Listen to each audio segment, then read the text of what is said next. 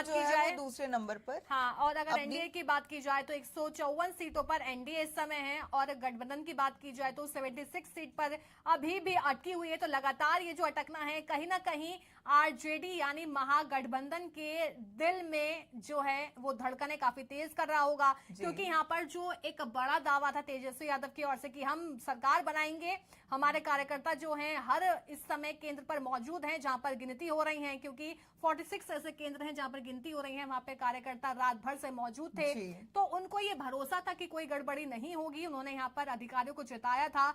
और यहाँ पर लेकिन तेजस्वी यादव का वादा कहीं ना कहीं फेल होता नजर आ रहा है, क्योंकि तेजस्वी यादव जो है शुरुआती रुझानों में पीछे हो गए हैं। कहा जा रहा था कि तीसरी बड़ी पार्टी, पहली बड़ी पार्टी बनेगी बिहार की, लेकिन यहाँ पर वो तीसरी पार्टी हो गई है। तो कहीं ना कहीं यहाँ पर भारी नुकसान जो है आरजेडी को इस बार एक पर्टिकुलर पार्टी के तौर पर भी उठाना पड़ सकता है।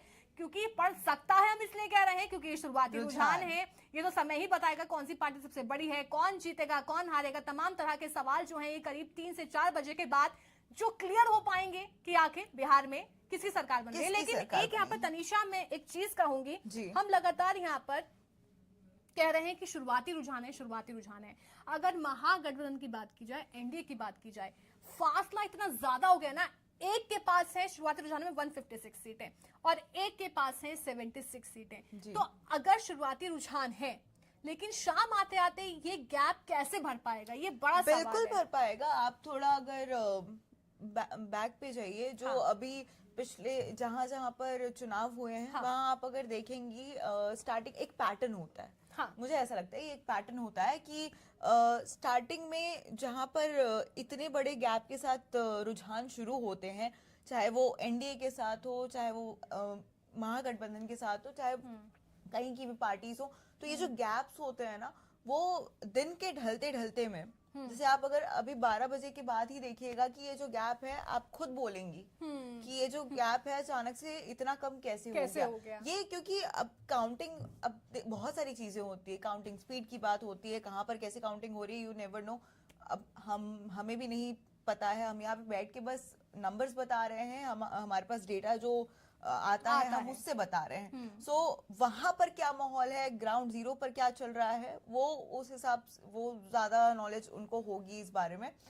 तो मुझे ऐसा लगता है कि ये जो रुझान वाला सिलसिला है ना, ये एक पैटर्न है इलेक्शन का, कि भाई स्टार्टिंग में हम तुम्हें थोड़ा घुमाएंगे और उसके बाद एंड में कुछ ऐसा बम फोड़ेंगे कि सब शॉक हो जाएंगे कि मतलब बिल्कुल। यहाँ पर ये शॉकिंग वाले तो इलेक्शंस रिजल्ट्स तो हमेशा से रहते ही हैं, किस हिसाब से क्या होगा किसी को कुछ नहीं पता, कहाँ की वे और अभी आप थोड़ा ये भी अगर नोटिस करें तो जो एग्जिट पोल्स आते हैं, एग्जिट पोल जो आए हैं, वो बहुत बार अभी ऐसा हुआ है कि गलत साबित हुए हैं। तो हम एग्जिट पोल पर भी पूरा भरोसा नहीं दिखा सकते। हम कह सकते हैं कि एग्जिट पोल भी भरोसा किया जा सकता है, क्योंकि पिछले 2 और चुनाव में एग्जिट पोल थे, और राज्यों की बात कर रही हूँ, तो वो एग्जैक्ट पोल में तब्दील हुए थे। लेकिन बिहार में ये नहीं कह सकते कि एग्जिट पोल एग्जैक्ट पोल होंगे या नहीं।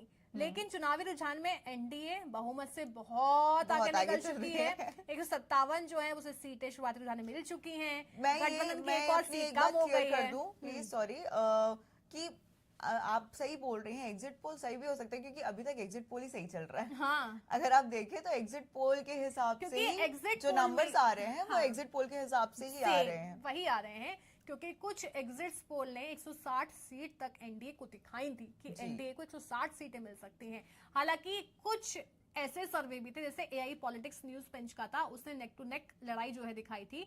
उसने आरजेडी को, मतलब महागठबंधन को 119 सीट पे दिखाया था, मतलब 119, और एनडीए को 121 सीट पे दिखाया था। तो ऐसे भी काफी सर्वेज हैं जिन्होंने काफी नेक टू नेक लड़ाई बताई है। हालांकि ये तस्वीर हो सकती है, ऐसा नहीं हो सकती है, क्योंकि अभी 10 भी नहीं बचे हैं और लगातार जो है वो शुरुआती रुझान एनडीए के खाते में जाते नजर आ रहे हैं। महागठबंधन थोड़ा पीछे, यानी 75 सीटों पे, थोड़ा तो नहीं कह सकते, काफी ज्यादा डिफरेंस आ चुका है, बहुत ज्यादा डिफरेंस है। लेकिन अगर पर्टिकुलर पार्टी की बात की जाए तो इस समय सबसे ऊपर बीजेपी है।